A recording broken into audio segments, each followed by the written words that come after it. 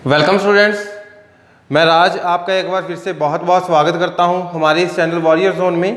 जैसे कि बच्चों मैंने आपको लास्ट वीडियोस में भी बताया था कि बहुत ही जल्द हमारी जो वीडियोस हैं वो स्मार्ट बोर्ड पे बनने जा रही हैं। स्मार्ट बोर्ड में आपको क्या रहेगा कि जो वीडियोज़ की क्वालिटी है वो आपको बहुत अच्छे लेवल पर प्रोवाइड की जाएगी। तो मैंने आपको लास्ट क्लासेज में रिमाइंडर थ्योरम का एक कंसेप्ट करवाया था स्टार्टिंग में। होप सो जिन्होंने मेरी ये लास्ट वीडियोस देख रखी होंगी उन सबको वो कंसेप्ट बड़े अच्छे से क्लियर होगा। तो मैं आशा करता हूँ कि जिन्होंने भी वो वीडियोस मेरी देख रखी हैं उसको आज की जो वीडियो है बहुत बहुत अच्छे तरीके से समझ आएगी। क्योंकि बच्चे जो आज हम डिस्कस करने जा रहे हैं वो हमारे पास जो क्वेश्चंस हैं वो सारे के सारे रिमाइंडर थ्योरम के प्रीवियस ईयर्स के क्वेश्चंस हैं जो सीडीएस में ऑलरेडी आ रखे हैं। तो जिन्होंने अभी तक मेरी वीडियो लास्ट की वीडियोस नहीं देखी हैं रिमाइंडर थ्योरम के रिलेटेड, प्लीज़ पहले वो मेरी लास्ट की वीडियोस को देख लो एक बार अच्छे से। आफ्टर दैट आपको ये वाली जो वीडियो है बड़े अच्छे से क्लियर हो जाएगी, बड़े अच्छी तरीके से आपको ये अंडरस्टैंड हो जाएगी। चलो ज़्यादा टाइम ना वेस्ट करते हुए हम डायरेक्ट अपने ये क्वेश्चंस के ऊपर आते हैं। तो बच्चे हमारे जो क्वेश्चंस हैं वो सारे के सारे प्रीवियस ईयर के क्वेश्चन रहेंगे, ठीक है। तो सबसे पहला जो क्वेश्चन है वो यहाँ पे आपकी स्क्रीन के ऊपर है। यहाँ पे जो हमारा फर्स्ट क्वेश्चन है इसमें हमारे पास क्या गिवन है, 7⁻10 माइनस 5⁻10। अब हमने क्या करना है, ये बताना है कि ये किस नंबर से डिविजिबल है। अब ये वैसे तो ये हो सकता है बहुत सारे नंबरों से डिविजिबल हो, ये वैसे तो हो सकता है बहुत सारे नंबरों से डिविजिबल हो, बट हमने ये बताना है कि जो हमारे पास ये चार ऑप्शंस बने हैं, ये वाले जो चार ऑप्शंस हैं हमारे पास 5, 7, 12 एंड 11, इनमें से अगर मैं बात करूं ये वाला जो नंबर है जो वैल्यू गिवन है किससे डिविजिबल है, हमने वो फाइंड आउट करना है। तो भाई हमने जितना भी रिमाइंडर थ्योरम का कंसेप्ट किया था उसमें हमने ये वाला कंसेप्ट नहीं किया था अभी, है ना। तो जो पहली बार मेरी ये वीडियो देख रहे हैं या फिर जिन्होंने रिमाइंडर थ्योरम की वीडियो नहीं देखी उनको भी ये क्वेश्चन बड़े अच्छे तरीके से समझ आ जाएगा। बट उसके लिए सबसे पहले हमें एक कंसेप्ट समझना ज़रूरी है बच्चे। अगर हम बात करते हैं ना a² माइनस b² की, a² माइनस b² की अगर हम वैल्यू की बात करें, मैं यहाँ पे थोड़ा सा कलर चेंज कर लेता हूँ, ठीक है, तो आपको थोड़ा सा और क्लियर हो जाएगा। बच्चे a² माइनस b² इसकी जो वैल्यू है ये किसके बराबर होती है, a minus b a plus b, इसके बराबर होती है, बिल्कुल इसके बराबर होती है। ये सबको पता है फॉर्मूला ऑलरेडी, है ना, बहुत बार कर चुके हैं, हम भी कर चुके हैं, आपने ये पहले से भी कर रखा होगा। तो बच्चे ये वाला जो फार्मूला है कुछ यही फार्मूले के रिलेटेड मैं यहाँ पे बोल सकता हूँ, जो वैल्यू गिवन है इसी को हमने यूज करना है ना। अब ये यूज कैसे करना है, अब देखो यहाँ पे अगर मैं ये लिख देता 7⁻² माइनस 5⁻², बड़े अच्छे तरीके से समझना है, 7⁻² माइनस 5⁻²। तो अगर मैं इसको खोल कर लिखूंगा तो आप क्या बोलोगे, a माइनस b है, a प्लस b है, तो बच्चे आप यहाँ पे क्या लिखोगे 7 माइनस 5 7 प्लस 5, बिल्कुल यही तो लिखोगे ना आप, 7 माइनस 5 7 प्लस 5। अब एक चीज देखो यहाँ पे 7 माइनस 5 जो वैल्यू है वो क्या आएगी 2 आएगी, 7 प्लस 5 यहाँ पे जो वैल्यू आएगी वो क्या आएगी 12 आएगी। मतलब हमारे पास यहाँ पे दो वैल्यूज निकल के आ रही हैं बार, one is 2 and second one is 12। बच्चे जो 2 एंड 12 आया यहाँ पे ये किससे बना, सबसे पहले तो ये 2 है ना, जो 2 है ये किससे बन रहा है भाई 7 माइनस 5 से बन रहा है, तो वो तो हमें यहाँ पे भी दिख रहा है 7 माइनस 5 करोगे तो क्या आएगा 2 आएगा। सेकंड वैल्यू जो बन रही है वो क्या बन रही है 7 प्लस 5 बन रही है, जो सेकंड वैल्यू बन रही है वो क्या बन रही है 7 प्लस 5 बन रही है। इतना अंडरस्टैंड हो गया। अब इसका यूज कैसे करना है, किस तरीके से आपको ये यूज करना है, बड़े अच्छे तरीके से समझ आएगा। बस भाई आपको थोड़ा सा वीडियो के ऊपर फोकस करना है, ठीक है, ध्यान दो आपका जो है वीडियो के ऊपर लगाओ पूरा अच्छे तरीके से, तो ये आपको क्वेश्चन बड़े अच्छे तरीके से समझ आ जाएगा। अब सबसे पहले आपने ये देखना है, अगर मान लो हमारे पास, अब अगर मान लो हमारे पास जो 7 है 7 की पावर 4 माइनस 5⁻4 होता, 7⁻4 माइनस 5⁻4 होता, तो यहाँ पे जो इसकी पावर है ना वो क्या है, एक इवन नंबर है। तो जब भी आपको कोई इस तरीके की वैल्यू आए जिसमें आपको हमेशा इवन नंबर मिले, जब भी आपको हमेशा यहाँ पे कोई इवन नंबर मिले, तो आपने सिर्फ यहाँ पे ये देखना है क्या इस नंबर को मैं पावर 2 की फॉर्म में लिख सकता हूँ, बिल्कुल लिख सकते हो। मीन्स टू से अगर मैं इसको इस तरीके से लिखूं 7⁻² कंप्लीट पावर 2, क्या इसको ऐसे लिखा जा सकता है? भाई वैल्यू क्या थी हमारे पास? 7/4 ही तो थी।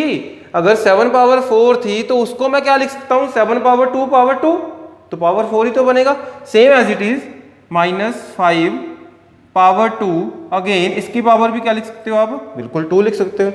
तो यहाँ पे हमें एक चीज समझनी है, यहाँ पे जो वैल्यू बन रही है इस वाली वैल्यू को मैं क्या कंसीडर कर सकता हूं? इस वाली वैल्यू को मैं क्या कंसीडर कर सकता हूं? वैल्यू ऑफ ए। और इस वाली वैल्यू को मैं क्या कंसीडर कर सकता हूं? Value of B. तो बच्चे अगर ये वैल्यू ए की है और ये वैल्यू बी की है तो भाई a² माइनस b², अगेन आप क्या बोल सकते हो क्या आएगा भाई?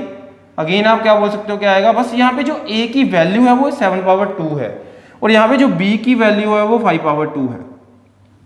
बात समझ रहे हो? तो यहाँ पे मैंने इसकी जो वैल्यू है उसको क्या लिखना है?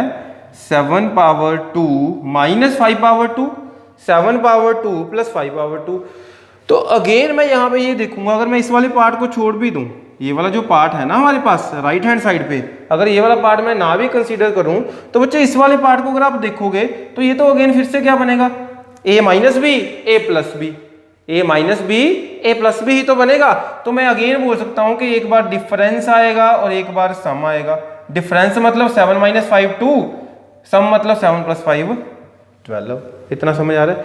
तो जब भी हमारे पास ये वाली जो पावर है इवन मिलेगी आपको, जब भी पावर हमें इवन मिलेगी, जैसे मान लो 7/10 माइनस 5/10, यहाँ पे जो पावर्स हैं वो क्या है भाई? इवन ही तो है ना। अगर पावर्स इवन है ना बच्चे तो हमेशा जब आप इसको सॉल्व करते जाओगे इन दी एंड हमें इन दोनों का डिफरेंस भी मिलना है और इन दोनों का सम भी मिलना ही मिलना है। ये अंडरस्टैंड कर रहे हो इस चीज को? इन दोनों का जो डिफरेंस है वो क्या है? 2, इन दोनों का जो सम है वो क्या है? 12। तो भाई ये एक रिमाइंडर थ्योरम का ही रूल है, ये एक रिमाइंडर थ्योरम का ही रूल है कि जब हमारे पास दो नंबर्स का डिफरेंस हो रहा हो और उनकी जो पावर्स हैं वो इवन हो, अगर उनकी पावर्स इवन होंगी तो वो हमेशा किससे डिविजिबल है? 2 और 12 से। 2 और 12 मतलब उनके डिफरेंस से भी और उनके सम के साथ भी। तो मैं इसको इस तरीके से भी लिख सकता हूं, इसको हम इस तरीके से भी लिख सकते हैं। देखो यहां पे जैसे बच्चे अगर मैं यहां पे इसको ऐसे लिख देता a⁻n माइनस b⁻n। भाई जब भी कोई आप वीडियो देखते हो ना मेरी, तो हमेशा अपनी कॉपी और पेन साथ में लेके बैठना है। कॉपी और पेन साथ में लेकर बैठोगे तो आपको जो पॉइंट्स नोट करने हैं वो बड़े आसान तरीके से कर सकते हो। अब यहाँ पे बच्चे देखो a⁻n माइनस b⁻n, ये हमेशा किससे डिविजिबल है? a माइनस b के साथ भी और a प्लस b के साथ भी। बट कंडीशन क्या है? n is always even number. n is always even number. जब भी n जो है इवन वैल्यू होगी, इवन मतलब जो क्या होते हैं 2 से डिविजिबल, 2 4 6 8 10 12 व्हाटएवर जो भी नंबर होगा, अगर वो इवन है, अगर इनकी पावर इवन है तो ये वैल्यू हमेशा किससे डिविजिबल होगी? उनके डिफरेंस के साथ भी और उनके सम के साथ भी। इतना अंडरस्टैंड हो गया? तो बच्चे अगर आपको ये इतना समझ आ गया ना, तो ये क्वेश्चन अगर आप देखते ही, अगर आपको ये कंसेप्ट पता है जो मैंने अभी आपको बताया, अगर ये आपको कंसेप्ट अच्छे तरीके से समझ आ गया तो इस क्वेश्चन का जो आंसर है ना वो आप 1 सेकंड में भी मार्क कर सकते हो। बिल्कुल भाई, बहुत अच्छे तरीके से हम इस क्वेश्चन का जो आंसर है वो बड़ी ही जल्दी मार्क कर सकते हैं, क्योंकि भाई यहाँ पे हमें दिख रहा है कि इन दोनों का जो डिफरेंस है वो क्या है? 7 - 5। इन दोनों का जो डिफरेंस है वो क्या है? 2। और अगर मैं सम की बात करूं तो इन दोनों का जो सम है वो क्या है? 12। तो मेरे प्यारे बच्चों, अगर डिफरेंस 2 है और सम 12 है तो मतलब ये वाली वैल्यू 2 से भी डिविजिबल है और ये वाली वैल्यू 12 से भी डिविजिबल है। ये वाली वैल्यू 2 से भी डिविजिबल है और ये वाली वैल्यू 12 से भी डिविजिबल है। अगर भाई ये 12 से भी डिविजिबल है, 2 से भी डिविजिबल है, तो ये 24 से भी डिविजिबल है। इस बात को समझ रहे हो? ये 24 से डिविजिबल है तो 8 से भी डिविजिबल है। मतलब इन दोनों की जो प्रोडक्ट है, इन दोनों की जो प्रोडक्ट है वो 24 के जो फैक्टर बन सकते हैं 24 के जो जो फैक्टर बन सकते हैं ये वैल्यू उससे डिविजिबल है। मतलब मैं ये बोल सकता हूँ 2 से भी डिविजिबल है। 24 और किस टेबल पे आता है? 3 पे। और किस टेबल पे आता है? 6 पे। और किस टेबल पे आता है? 8 पे। And 24 itself. मतलब इन सभी नंबरों से ये वाली वैल्यू डिविजिबल है। तो इनमें से कौन सी वैल्यू ऐसी है जो आपको ऑप्शन में दिख रही है? सॉरी, एक 12 बच गया, वही तो हमारा आंसर है भाई, 12 बच गया। तो बच्चे यहाँ पे हमें पता लग गया कि इन नंबरों से ये वैल्यू डिविजिबल है। तो यहाँ से जो हमारा राइट आंसर है वो कितना आ जाएगा? 12 is the right answer. Understand? 12 is the right answer. एक ऐसा ही क्वेश्चन आगे और है, वो भी करते हैं हम कवर, ठीक है। चलो मैं नेक्स्ट क्वेश्चन पे आ रहा हूँ इसके बाद।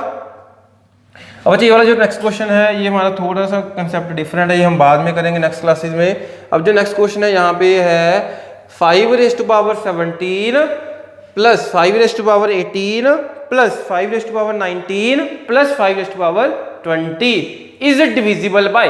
अगेन जो क्वेश्चन है वो ऐसा ही है कि जो वैल्यू क्वेश्चन में गिवन है वो ऑप्शन में से किस नंबर से डिविजिबल है या फिर किस नंबर से डिविजिबल नहीं है, हमने वो देखना है।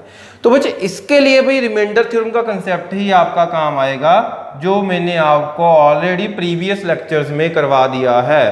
तो मैं अगेन वही बात बोलूंगा, जिसने वो वीडियोस नहीं देखी तो प्लीज उनको भी अच्छे तरीके से देख लेना। तो ये क्वेश्चन आपके लिए भी बहुत इजी हो जाएगा। जिन्होंने देख रखी है भाई उनको तो पता ही होगा ये कैसे करना है। तो बच्चे सबसे पहले मैंने आपको ये बताया था कि जब भी हमारे पास इस तरीके से वैल्यू आएगी ना, तो हमेशा आपने उसको क्या करना है भाई, उसमें से देखना है कि कॉमन क्या आ सकता है ना। तो इसमें से अगर मैं कॉमन वैल्यू निकालूंगा तो क्या आएगी? 5⁻17 5⁻17 ये क्या आ जाएगा हमारा? कॉमन आ जाएगा। 5⁻17 कॉमन। तो जो अंदर वैल्यू बच गई, यहाँ पे क्या बचा भाई? 1 प्लस यहाँ पे क्या बच गया? 5⁻1 प्लस सेकेंड क्या आगे क्या बचा? 5⁻2 प्लस नेक्स्ट क्या बचा? 5⁻3। इतना तो सभी को समझ आ गया होगा, चाहे किसी की पहली क्लास है चाहे किसी की पहली क्लास नहीं है। इतना तो भी सबको समझ आ गया होगा कि मैंने क्या किया, 5⁻17 है उसको कॉमन निकाल दिया। आफ्टर दैट बच्चे आप क्या करो, ये वाली वैल्यू तो एज इट इज रखो भाई। 5⁻17 तो हमें पता नहीं ना क्या होता है, तो उसको वैसे ही रखो एक बार। अब जो अंदर वाली वैल्यूज हैं उनको सॉल्व कर लेते हैं। 1 + 5 5⁻2 क्या होता है भाई? 25। 5⁻3 क्या होता है? 125। इतना भी समझ आ गया होगा आपको कि मैंने जस्ट यहाँ पे जो 5 की वैल्यूज हैं उनको खोल के लिखा है। तो बच्चे आगे जो वैल्यू बन रही है हमारी 5⁻17 एज इट इज, इन सबको आप क्या कर दो? ऐड कर दो। जब आप इन सबको ऐड करोगे, तो जो हमारी वैल्यू है वो क्या आएगी?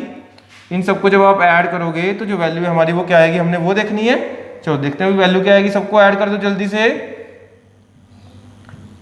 बच्चे। सबको जब आप ऐड करोगे तो क्या बनेगा? 1 + 5 6 6 + 25 31 31 + 125 156 क्या बनेगा? 156।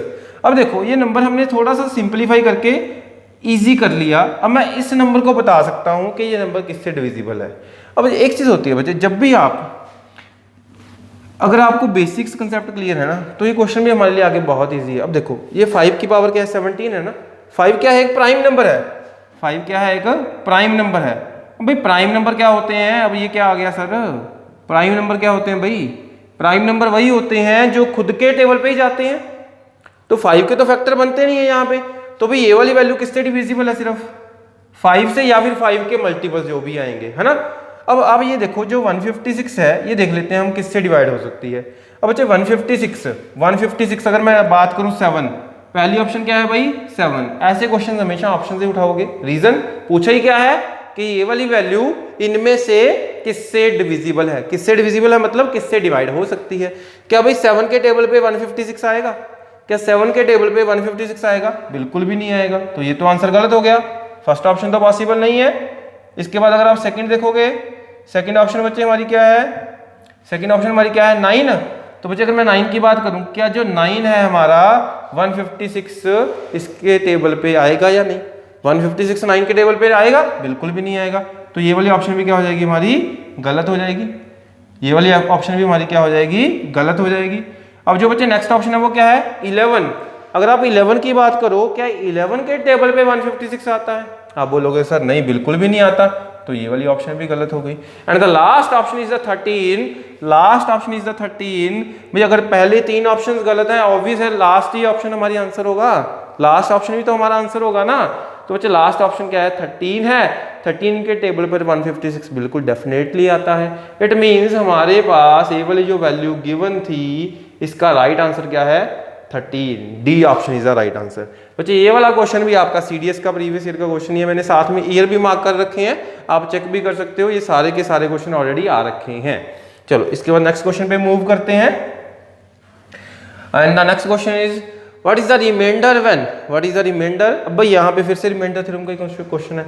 रिमाइंडर हमने बताना है कि अगर मेरे पास ये वाली वैल्यूज गिवन है, यहाँ पे जो स्टार है ना, स्टार का मतलब है प्रोडक्ट, कि हमारे पास पहली जो वैल्यू वो क्या है 1 2 3 5, नेक्स्ट वैल्यू क्या है 4 5 2 3, नेक्स्ट वैल्यू क्या है 2 4 5 1। हमने बताना है ये वैल्यू को जब आप 12 से डिवाइड करोगे भाई रिमाइंडर क्या आएगा। भाई जिन्होंने वीडियोस दे रखी है उनके चेहरे पे तो स्माइल आ गई होगी है ना, कि सर वाह मजा आ गया, ये वाले क्वेश्चन तो हमने ऑलरेडी कर रखे हैं, आपने तो ये बड़े अच्छे थे हमें पहले से ही करवा रखे हैं। तो भाई जल्दी से इसका जो भी आंसर है आप मुझे कमेंट बॉक्स में बता दो। अभी मैं आपको इसके लिए 10 सेकंड दे रहा हूँ। जिन्होंने एक कंसेप्ट ऑलरेडी सीख रखा है, मेरी वीडियोस देख रखी हैं, जल्दी से मुझे इसका आंसर 10 सेकंड में बता दो। 10 सेकंड में वेट कर रहा हूँ, जल्दी से बता दो मुझे इसका जो भी आंसर आएगा आपका। हाँ जी वेरी गुड, जल्दी से बताओ इसका जो आंसर है।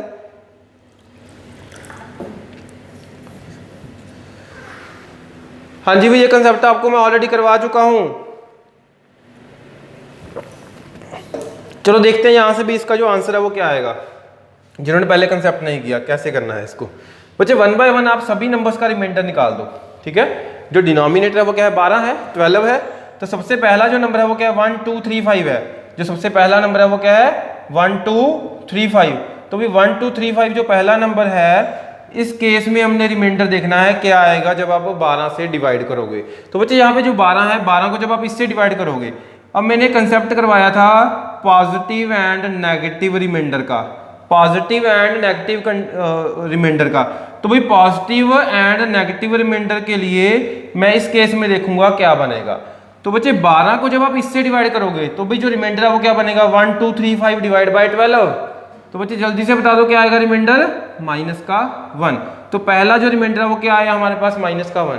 अब ये कैसे आया, जिन्होंने वीडियोस देख रखी हैं उनको ऑलरेडी समझ आ गया होगा, जिन्होंने नहीं देखी मैं बार बार बोल रहा हूँ भाई मेरी लास्ट वीडियोस देखनी बहुत जरूरी है, ठीक है। बट फिर भी आपको ये थोड़ी बहुत वीडियो जरूर समझ आएगी। अगर आप लास्ट की वीडियोस देख लोगे तो ये आपको बिल्कुल 100% क्लियर हो जाएगा। तो बच्चे जो नेक्स्ट नंबर है वो क्या है 4 5 2 3, 4 5 2 3। तो बच्चे 4 5 2 3 जब आप डिवाइड करोगे 12 से तो देखते हैं भाई रिमाइंडर क्या आएगा 45 बाय 12, 36 तक जाएगा, कितना आएगा 9। देख लेते हैं यहाँ पे क्या बन रहा है 4 5 2 3 डिवाइड बाय 12। तो बच्चे यहाँ पे हमारे पास है रिमाइंडर क्या आएगा 45 बाय 12 करोगे 3 पे जाएगा 36, कितना बचेगा 9, 92 बना, फिर जाएगा 84 तक 883। तो बच्चे अगेन इस केस में भी रिमाइंडर क्या आया -1। भाई यहाँ पे भी -1 आ रहा है, मैं थोड़ा सा इसको रेज कर देता हूँ। यहाँ पे भी क्या आ रहा है -1 आ रहा है, ठीक है। हमारे पास यहाँ पे भी पहले केस में क्या आ रहा था 1 2 3 5, इस केस में क्या है -1। नेक्स्ट हमारे पास क्या है 4 5 2 3, इस केस में भी क्या है -1 है। अब जो नेक्स्ट नंबर है वो क्या है 2 4 5 1। तो भाई 2 4 5 1 के केस में रिमाइंडर देख लेते हैं क्या आएगा। 2 4 5 1 के केस में रिमाइंडर देख लेते हैं क्या आएगा। तो बच्चे यहाँ पे हमारे पास है 2 4 5 1 डिवाइड बाय 12। तो सबसे पहले देखो 12 ये 24 तो कैंसिल आउट हो गया, 51 by 12, remainder is +3, remainder is +3। तो बच्चे तीनों नंबरों के रिमाइंडर्स हमारे पास आ चुके हैं, तीनों के जो रिमाइंडर्स हैं वो हमारे पास आ चुके हैं। तो हमारे पास जो तीनों के रिमाइंडर्स हैं, पहले का है -1, फिर है -1, फिर है +3, फिर है +3। तो बच्चे तीनों रिमाइंडर्स को आप क्या करोगे मल्टीप्लाई करोगे, क्योंकि भाई बीच में साइन कौन सा है मल्टीप्लाई का ही तो है ना। तो भाई तीनों को मल्टीप्लाई कर दो जल्दी से, -1 +1 इंटू 3 +1 इंटू 3। तो भाई जो राइट आंसर आया हमारे पास वो निकल के क्या आया 3 इज द राइट आंसर। जिनको कंसेप्ट क्लियर था बड़ी ही जल्दी हमारा आंसर आ चुका है। Answer is the B option. तो बच्चे अगेन ये क्वेश्चन भी हमारा CDS का ही है, 2014 में आया हुआ है CDS में। मैंने साथ में ईयर भी मार्क कर रखा है कि आपको पता लग जाए कि कौन से ईयर में कैसे क्वेश्चन आ रहे हैं। अंडरस्टैंड हो गया भी सभी को? चलो जी नेक्स्ट क्वेश्चन के ऊपर जाते हैं हम। बच्चे नेक्स्ट क्वेश्चन है हमारा what is the remainder when जो हमारे पास ये नंबर गिवन है बहुत बड़ा सा, ठीक है, इसको डिवाइड करना है 29 से। हमने बताना है कि भाई जो रिमाइंडर है वो क्या आएगा। आपके सामने ये 4 ऑप्शन है। पहले मैं चाहता हूँ कि ये क्वेश्चन आप थोड़ा सा अपने तरीके से ट्राई करो, ठीक है, फिर इसके बाद मैं बताऊंगा कि इसका जो रिमाइंडर है वो कितना आएगा। बच्चे ये भी एक अलग सी थोड़ी सी डिफरेंट टाइप है, बट फिर भी मैं चाहता हूँ आप इसके ऊपर 10 से 20 सेकेंड लगाओ, जल्दी से देखो कि इसका जो राइट आंसर है वो क्या बनता है।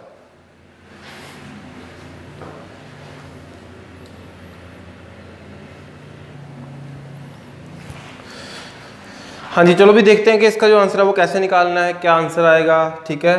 तो बच्चे सबसे पहले वैल्यू के ऊपर फोकस करो कि जो वैल्यू क्वेश्चन में गिवन है वो क्या है। सबसे पहली वैल्यू क्या है 13, इसकी जो पावर है वो क्या है भाई 5 है। भाई 13 पावर 5, मैं नहीं ये बोलने वाला आपको कि आप बोलोगे सर 13 पावर 5 निकाल दो पहले, है ना भाई। मैं नहीं बोलने वाला कि 13 बाई पावर जो है वो आपको निकालने की ज़रूरत है, बस आपको कंसेप्ट समझना है। बहुत ही ईजी वे में इसका भी आंसर आने वाला है, बस आपको थोड़ी सी पेशेंस रखनी है, थोड़ा सा कंसेप्ट को समझते हैं। बच्चे यहाँ पे सबसे पहली वैल्यू क्या है 13 पावर 5 है। अब आप इसको जब आप डिवाइड करोगे किससे 29 से, जब आप इसको डिवाइड करोगे 29 से, तो हमने बताना है कि जो रिमाइंडर है वो क्या आएगा, जो रिमाइंडर है वो क्या आएगा। और बच्चे यहाँ पे जो इस क्वेश्चन का जो रिमाइंडर है ना वो कितना आएगा। देखो अगर मैं बात करूँ यहाँ पे 13 पावर 5, 13 कितनी बार है, 13 कितनी बार है 5 बार है ना। मैं समझाने के लिए लिख रहा हूँ, मैं सिर्फ ये समझाने के लिए लिख रहा हूँ, ठीक है, मल्टीप्लाई करने की जरूरत नहीं है भाई। सबसे पहले 13 डिवाइड बाय 29, सभी 13 को डिवाइड करना है ना 29 से, तो भाई पहले केस में 13 बाय 29, तो रिमाइंडर क्या आएगा भाई, ये तो डिवाइड ही नहीं होता, तो डिवाइड नहीं होगा तो मतलब remainder 13 is a remainder. Positive remainder 13 है तो नेगेटिव रिमाइंडर तो माइनस का 16 ही होगा ना, माइनस का 16 ही होगा ना। तो मतलब मैं ये बोल सकता हूँ कि भी जो रिमाइंडर आने वाला है -16 आने वाला है हर केस में। तो बच्चे -16 की पावर क्या आएगा, पावर तो 5 ही आएगी ना भाई, -16 की पावर 5 ही तो आएगी। तो बच्चे यहाँ से अगर -16 की पावर 5 आ रहा है, तो अगर मैं ये वाला लास्ट वाला नंबर देखूँ, पहले कंसेप्ट समझना है, लास्ट वाले नंबर पे क्यों गया वो समझना है हमने। और बच्चे लास्ट नंबर क्या है 16 है, 16 पावर 5 है, 16 पावर 5 है ना। तो 16 पावर 5 -16 पावर 5, ये वैल्यू जो आएगी वो क्या आएगी, नेगेटिव या पॉजिटिव। बिल्कुल आप बोलोगे नेगेटिव आएगी। और ये वाली वैल्यू क्या आएगी, पॉजिटिव आएगी। ये वैल्यू आएगी नेगेटिव, ये वैल्यू आएगी पॉजिटिव। भाई एक है नेगेटिव और एक है पॉजिटिव, तो बच्चे मुझे बताओ जब एक नेगेटिव और एक पॉजिटिव वैल्यू है, ये दोनों आपस में क्या हो जाएंगी भाई, कैंसिल आउट ही तो होंगी ना, कैंसिल आउट ही तो होंगी। थोड़ा सा और अंडरस्टैंड करते हैं अच्छे तरीके से। बच्चे हमारे पास ये वाला जो वैल्यू है, जो पहली वैल्यू थी 13 पावर 5, 13 पावर जो 5 है हमारे पास, इस केस में हमने क्या किया 29 से जब आपने इसको डिवाइड किया, तो जो रिमाइंडर है, अगर मैं नेगेटिव रिमाइंडर की बात करता यहाँ पे, तो जो नेगेटिव रिमाइंडर है वो हमारा क्या आ रहा था, माइनस का 16 आ रहा था, माइनस का 16 ही तो आ रहा है ना भाई। तो बच्चे यहाँ से अगर -16 आ रहा है, पावर क्या बनेगी 5 ही तो बनेगी। 16 कितनी बार आएगा 1 2 3 4 5, 5 बार ही तो आएगा। यहाँ पे -16 पावर 5 है और यहाँ पे +16 पावर 5 है, तो भाई -16 और +16, -16 +16 ये दोनों तो आपस में कैंसिल आउट ही होंगे। तो बच्चे अगर ये कैंसिल आउट हो गए तो सेम अगर मैं यहाँ पे देखूँ 14 और 15, 14 और 15 भी तो है ना। 14 पावर क्या है 5 है, 15 पावर क्या है 5 है। अब बच्चे 14 और 15 का जो सम है वो क्या बनता है 29। जैसे 13 और 16 का पेयर बना 13 पावर 5 प्लस 16 पावर 5, ये जब 29 से डिवाइड होगा ना तो रिमाइंडर क्या आएगा 0 आएगा। ये रिमाइंडर क्या बनाएगा हमेशा 0 बनाएगा, बिकॉज ये वाली जो वैल्यू है ऑलवेज डिविजिबल होगी किससे, इन दोनों के सम से। इन दोनों के सम से ये वैल्यू डिविजिबल है, मतलब भाई 13 + 16 क्या आएगा 29, तो बच्चे 29 से ये डिविजिबल है तो रिमाइंडर क्या आया 0। सेम अगर मैं आगे वाली नेक्स्ट वाली वैल्यू की बात करता तो बच्चे जो नेक्स्ट वैल्यू है वो क्या है 14 पावर 5। ध्यान देना यहाँ पे 14 पावर 5, मैं थोड़ा सा कलर चेंज कर लेता हूँ, थोड़ा सा डिफरेंशिएट कर पाओगे आप कि बच्चे हमारे पास जो नेक्स्ट वैल्यू है वो क्या 14 पावर 5 है प्लस 15 पावर 5। तो इन दोनों का भी जो सम है वो क्या है भाई 29 ही तो बनता है ना, 14 + 15 29। इस केस में भी रिमाइंडर 0। तो बच्चे इस केस में भी रिमाइंडर 0 है, इस केस में भी रिमाइंडर 0 है, तो इट मीन्स आंसर जो आएगा वो क्या आएगा भाई 0 ही निकल के आएगा। जो आंसर आएगा वो क्या आएगा, निकल के 0 आएगा। मैं इसकी एक आपको छोटी सी एग्जांपल और देता हूँ, आपको थोड़ा सा और क्लियर हो जाएगा अच्छे से। मैं ये भी बोल सकता था यहाँ पे a⁻n + b⁻n, ध्यान से देखना, a⁻n + b⁻n always divisible by a + b। मतलब हमने एक पहले रूल कर लिया, आज का ये सेकंड रूल है भाई, अपनी कॉपी पे नोट कर लो, बहुत इंपॉर्टेंट है। a⁻n + b⁻n divide by a + b always divisible होगा ये इससे, where n is odd. n की जो वैल्यू वो क्या आएगी, ऑड आनी चाहिए।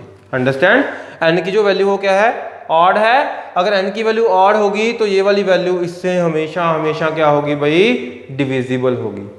बच्चे आपने एक फॉर्मूला भी देखा होगा a³ + b³ का, a³ + b³ का। a³ + b³ क्या होता है, a + b, a² + b² - ab, है ना।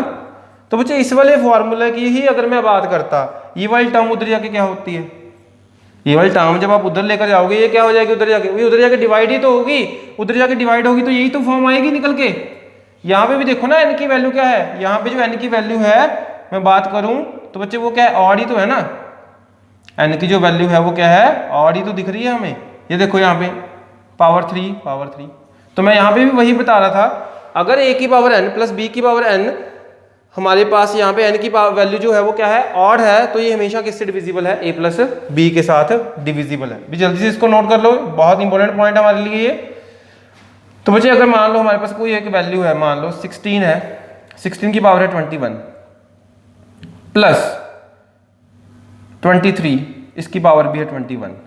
तो ये वाली जो वैल्यू है ये किससे डिविजिबल होगी, मैं डायरेक्ट बता सकता हूँ, डिविजिबल बाय 39।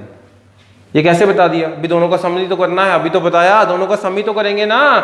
16 + 23 क्या होता है, 39 ही तो होता है। तो इट मीन्स बच्चे ये क्वेश्चन भी हमारे लिए बहुत ही इजी था, बस यहाँ पे उन्होंने जो वैल्यूज थी वो 2-2 करके दे दी। मतलब यहाँ पे इसका पेयर बनता है इस वाली वैल्यू से, दोनों का सम क्या है 29, रिमाइंडर 0। इसका पेयर बनता है इस वाली वैल्यू से, दोनों का सम क्या है 29, तो रिमाइंडर 0। देन इस क्वेश्चन का जो आंसर था वो क्या था, 0। सी ऑप्शन जो हमारा है वो इसका आंसर है। नेक्स्ट क्वेश्चन देखते हैं भाई, ठीक है, नेक्स्ट क्वेश्चन देखते हैं, ज्यादा टाइम नहीं लगाना इस क्वेश्चन पे बच्चे। नेक्स्ट क्वेश्चन है, ठीक है, नेक्स्ट क्वेश्चन क्या है हमारे साथ, हमारे पास 4⁻1012। अब भाई इसको हमने बताना है 7 से डिवाइड करें तो जो रिमाइंडर निकल के आएगा वो क्या आएगा, जो रिमाइंडर निकल के आएगा वो क्या आएगा।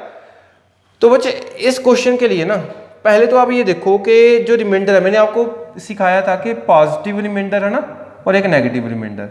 तो बच्चे पॉजिटिव एंड नेगेटिव रिमाइंडर के केस में आपको मैंने हमेशा ये बोला था कि जब भी पावर बहुत ज़्यादा हो जाए ना, मोर देन इनफ, मतलब बहुत ज़्यादा वैल्यू है कि जो 4 की पावर है वो क्या है 1012 है। तो बच्चे 1012 टाइम्स 4 को मल्टीप्लाई करने के लिए अगर मैं बात करूँ बहुत टाइम चाहिए, है ना, बहुत टाइम चाहिए ना हमें। तो बच्चे इतना टाइम तो भाई है नहीं हमारे पास एग्जाम में, इतना टाइम तो है नहीं ना हमारे पास एग्जाम में। तो बच्चे अगर इतना टाइम नहीं है हमारे पास एग्जाम में तो इसको किसी और तरीके से देखना पड़ेगा। तो मैं यहाँ पे ये देखता हूँ, अगर मान लो 4⁻1 होता, इसको जब आप 7 से डिवाइड करते तो रिमाइंडर क्या आता, रिमाइंडर क्या आता, 4 ही आता, या 4 बोल देते आप या फिर -3। अगर 4⁻2 होता, अगर 4⁻2 होता, इसको जब मैं 7 से डिवाइड करता ना तो जो रिमाइंडर निकल के आता वो क्या आता, 4⁻2 क्या होता है भाई 16। 16 को 7 से डिवाइड करो तो रिमाइंडर क्या आएगा 2 आएगा। पहले रिमाइंडर क्या आ रहा था 4, फिर रिमाइंडर क्या आ रहा है 2। चलो मैं बता रहा हूँ कि करना क्या है, ठीक है, फिर पहले देख लो इसको कि किस तरीके से सॉल्व किए जाते हैं ऐसे क्वेश्चन। 4⁻3 डिवाइड बाय 7 अगर ये होता तो जो रिमाइंडर निकल के आएगा वो क्या आएगा, 4⁻3 क्या होता है बच्चे 64, 64 डिवाइड बाय 7 रिमाइंडर क्या आया 1। इतना अंडरस्टैंड हो गया सभी को। अब भाई अगर इतना समझ आ गया ना आपको, अब यहाँ पे ये वाला जो हमारे पास निकल के आया ना, ये वाली जो वैल्यू निकल के आई ये हमारे लिए सबसे काम की है अकॉर्डिंग टू दिस क्वेश्चन। बच्चे जब 4⁻3 होगा, जब 4⁻3 होगा यहाँ पे है नहीं है ये मैटर नहीं कर रहा, मैं ये बात कर रहा हूँ कि जब जब 4 पावर 3 होगा और उसको जब आप 7 से डिवाइड करोगे, remainder is always equals to 1। जहां जहां पे 4 पावर 3 मिला, जब 7 से डिवाइड होगा तो रिमाइंडर क्या आएगा? 1 आएगा। रिमाइंडर क्या आएगा? 1 आएगा। भाई अगर इतना समझ आ गया ना तो ये क्वेश्चन भी हमारा हो जाएगा बड़े इजीली वे में। अब देखो 4 power 3 into 4 power 3 into 4 power 3 into 4 power 3 into 4 power 3, अगर मैं ऐसे 1000 बार भी लिख दूं, अगर मैं ऐसे 1000 टाइम भी लिख दूं, ठीक है, अगर बच्चे मैं ऐसे 1000 टाइम भी लिख दूं कि 4 power 3 4 power 3 4 power 3 4 power 3 4 power 3 कितनी बार है? 1000 बार है, और इसको मुझे डिवाइड करना है 7 से, तो बताओ रिमाइंडर क्या आएगा? तो बताओ रिमाइंडर क्या आएगा? तो भाई मुझे तो पता है ना कि 4 power 3 divide by 7, 4 power 3 divide by 7, remainder क्या बनता है? 1 बनता है। तो बच्चे अगर यहाँ पे 1 है तो यहाँ पे भी तो 1 नहीं है, यहाँ पे भी 1 1 1 1 1, मतलब जितनी बार 4 पावर 3 उतनी बार 1। 4 पावर 3 कितनी बार? 1000 टाइम्स, तो 1 भी कितनी times? 1000 times. It means 4 power 3 के केस में remainder is always equals to 1। तो बच्चे 1 को जितनी भी बार मल्टीप्लाई करोगे तो हमेशा क्या रहेगा? 1 ही रहेगा। अब इस क्वेश्चन पे आ जाते हैं भाई, अब इस क्वेश्चन पे आ जाते हैं। इतना आपको समझ आ गया है, इतना आपको समझ आ गया है। अभी जो क्वेश्चन था वो ये था 4 पावर 1 0 1 2 है, इसको डिवाइड करना है 7 से। अब मैं क्या करता हूं भाई, इस वाली वैल्यू को ना 4 पावर 3 में तोड़ देता हूं, इस वाली वैल्यू को 4 पावर 3 में तोड़ देता हूं। तो इसको जब आप 4 पावर 3 में तोड़ोगे, 4 पावर 3, अब यहाँ पे देखना है हमने कि मैं क्या लिखूं, कि यहाँ पे मैं ऊपर क्या लिखूं कि वैल्यू इसके पास पहुंच जाए, है ना। तो बच्चे जब आप यहाँ पे देखोगे ना, यहाँ पे क्या है? 1 0 1 2 1 0 1 2, 3 से डिवाइड करो, 1 0 1 2 3 से डिवाइड करो। देखो पहले कितने पे जाएगा? 3 पे 9। बता रहा हूँ ये क्यों कर रहा हूँ। यहाँ पे 1 आया, 1 आया ऊपर से, फिर जाएगा 3 पे 9, फिर क्या लिखोगे? 2, ऊपर से फिर 2 आया 22, इधर लिख रहा हूँ 22। अब कितने पे जाएगा? 7 पे। रिमाइंडर क्या आया? 1। यहाँ से देखो 337, तो मैं ये बोल सकता हूँ कि अगर मैं 4 पावर 3 देखूँ ना बच्चे, अगर मैं 4 पावर 3 देखूँ तो 4 पावर 3 हमारे पास कितनी बार आएगा? 337 टाइम्स आएगा, क्योंकि डिवीजन से पता लग रहा है, क्योंकि डिवीजन से पता लग रहा है। तो बच्चे हम यहाँ पे क्या करते हैं कि जो मैंने 4 पावर 3 लिखा है, तो यहाँ पे मैं क्या बोलता हूँ कि 330, सॉरी, तो यहाँ पे हम क्या करते हैं 337 लिख देते हैं। अब इसका मतलब ये हुआ कि 4 पावर जो 3 है वो कितनी बार आ रहा है? 337 टाइम्स आ रहा है, क्योंकि जब आप 3 इंटू 337 करोगे तो क्या बनेगा? 4 raise to power 1011 1011, but power तो 1012 है, पावर तो 1012 है। तो मैं क्या करता हूं, एक 4 अलग से लिख देता हूं, एक 4 अलग से लिख देता हूं। अंडरस्टैंड कर रहे हो इस चीज को? तो बच्चे जब आप एक 4 अलग से लिखोगे तो हमारी जो टोटल पावर है वो क्या बन जाएगी? 1012, क्योंकि ये कितनी बन रही है अभी टोटल? जो पहले मैंने लिखा है ये टोटल क्या बन रही है हमारे पास बच्चे? ये वाली वैल्यू क्या बन रही है? 3 इंटू 337, 3 इंटू 337 क्या होता है? 1011। ये क्या है? 4 पावर 1, तो टोटल क्या बन जाएगी? 1012। यही तो दिया था हमारे पास, यही तो दिया है हमारे पास। तो इस केस में रिमाइंडर क्या आने वाला है? अभी सीखा, इस केस में रिमाइंडर क्या आने वाला है?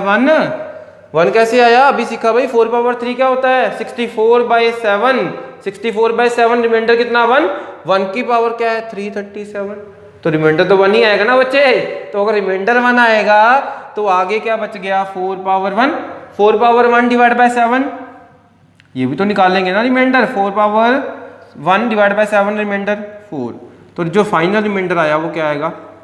इस वाले पार्ट का क्या है रिमाइंडर? पहले वाले पार्ट का जो रिमाइंडर है वो कितना है? 1। और जो सेकंड वाला पार्ट है उसका जो रिमाइंडर है वो कितना है हमारे पास? 1 इंटू 4। Final answer is 4। तो इस क्वेश्चन का जो फाइनल आंसर है वो क्या आएगा हमारे साथ? 4 आएगा। अंडरस्टैंड हो गया?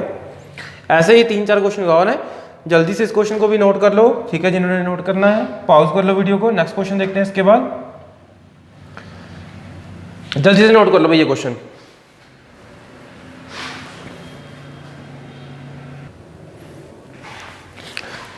चलो भी नेक्स्ट क्वेश्चन देखते हैं। तो बच्चे जो नेक्स्ट क्वेश्चन है वो हमारे पास है, what is the remainder when 17 power 29 plus 19 power 29 is divisible by 18। ठीक है, हमारे पास क्या है, दो वैल्यूज गिवन है, उन दोनों को हमने डिवाइड करना है। वैल्यू एक ही है, मतलब दो पार्ट में है। One is 17 power 29, second is 19 power 29 is divide by 18। इसको करना है डिवाइड हमने 18 से, और बताना है भाई जो रिमाइंडर आएगा वो कितना आएगा। तो बच्चे इस केस में भी हमने क्या निकालना है, रिमाइंडर ही तो निकालना है। तो अगर इस केस में भी रिमाइंडर निकालना है, सबसे पहली वैल्यू 17 पावर 29 भी कर दो 18 से डिवाइड। भी आधे बच्चे तो खुश हो रहे होंगे कि सर हमारे लेवल का फिर से आ गया क्वेश्चन, जो पहले ही करा रखा है आपने वो हमने बता देना है। जट से आंसर आपको क्या आएगा, 5 सेकंड में भी आंसर आ जाएगा भाई इसका। 5 सेकंड से ज्यादा का क्वेश्चन नहीं है ये। 17 पावर 29 डिवाइड बाय 18। भाई ऐसा नहीं है कि ये क्वेश्चन मैंने पहले से कर रखे हैं, मैंने नहीं किए, मैंने बस जस्ट कॉपी पेस्ट किया, मैंने नहीं देखा ये क्वेश्चन कैसे होगा कैसे नहीं। बट बच्चे अगर आपको अगेन बेसिक क्लियर है तो आपको ये क्वेश्चन भी बड़े अच्छे तरीके से आता होगा, और आप हार्डली 5 सेकंड में इसका आंसर निकाल दोगे। तो भाई यहाँ पे जो रिमाइंडर आया वो क्या है, -1। बताने की जरूरत नहीं है -1 क्यों आया। -1 की पावर क्या है 29, -1 की पावर क्या आएगी 29। तो बच्चे -1 पावर 29 मतलब -1।